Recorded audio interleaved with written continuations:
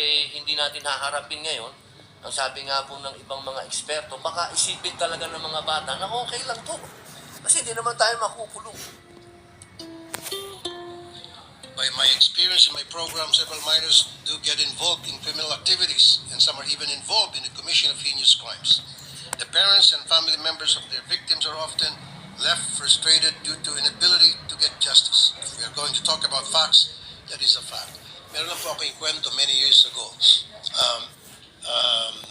May pumunta sa akin na isang parent from Leyte, if my memory serves me right. Ang kanyang reklamo, yung kanyang 9 years old na anak na babae, ni-rape ng 13 years old na lalaki.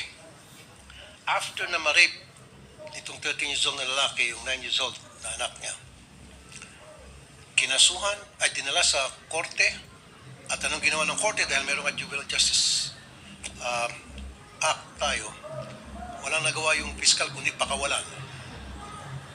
And then, 2 weeks after, nang rape ulit. Again, pinakawalan. Tinawagan ko fiscal. Pasensya na. Yun po yung batas. Kailangan pakawalan. Pangatlong beses, nang rape na naman. Na-high blood po ako doon. Napalitaan ko. At hindi lang po yung unang insidente na nakarating sa akin na kung saan yung mga minor de edad naging recidivist pa ulit-ulit na lang gumagawa ng heinous crime. And meron din akong karanasan sa aking programa din na yung pulis pupuntahan yung bahay ng isang magulang dahil yung kanyang anak ay merong ginawang kasalanan. Ang sabi ng nanay agad, sandali lang, alam ko na yan. Pupunta siya sa kanyang cabinet, kukunin yung birth certificate ng kanyang anak dahil minor de edad. So sasangkalan yung edad para makalusot yung mga bata at makagawa ng krimen. Ang daming beses na po ng mga insidente na yung mga minor de edad ang nalakas ng loob gumawa ng krimen dahil alam nila wala silang pananagutan at sasalpahin ng batas. And there were also cases na nilagay sila sa Juvenile Detention Center ng DSWD.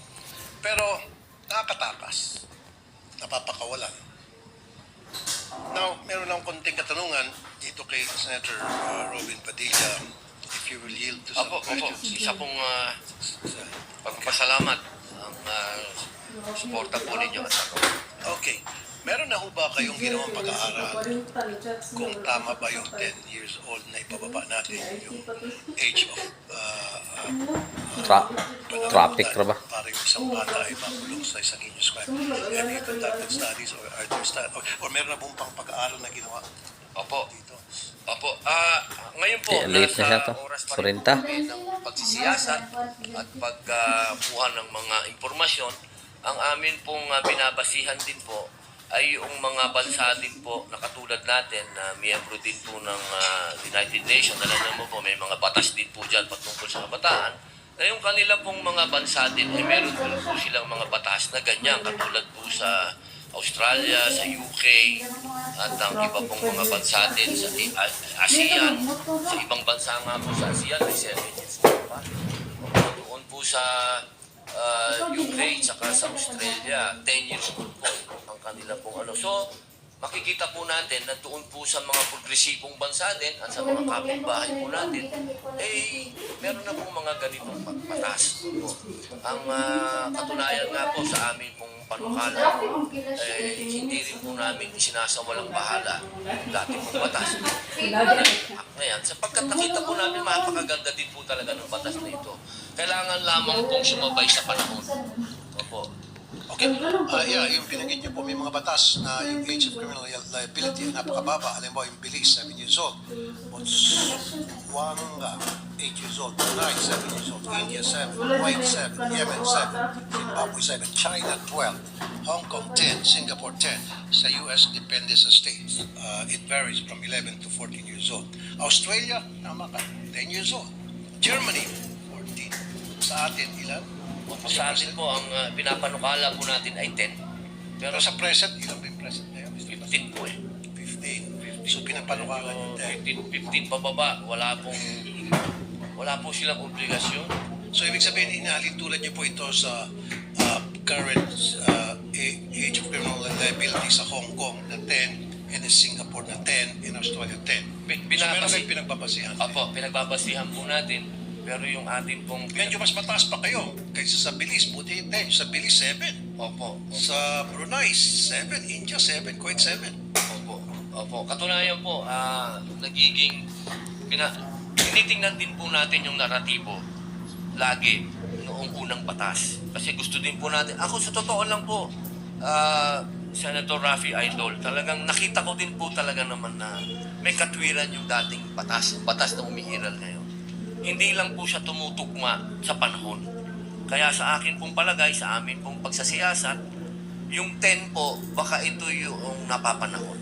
Ito po yung sa ngayon. Kasi lahat po ng nakikita nating krimen ngayon na nagagawa ng mga bata, nandiyan po yung range. Isipin nyo po, meron pa po tayong binasa kanina na gang rape na pabata po sila sa 10 years old. Ito po yung nakakatakot po. Kung ito po ay hindi natin haharapin ngayon, ang sabi nga po ng ibang mga eksperto, baka isipin talaga ng mga bata na okay lang to. Kasi hindi naman tayo makukulong. So in other words, Mr. President, yung gusto mo na ibaba from 15 to 10 na age of criminal liability ay yung para sa mga heinous crime lang. Opo. So kung yung sa mga theft, yung bugbog, nagnakaw, may ginawang kung ano pang kalokohan, basta hindi heinous.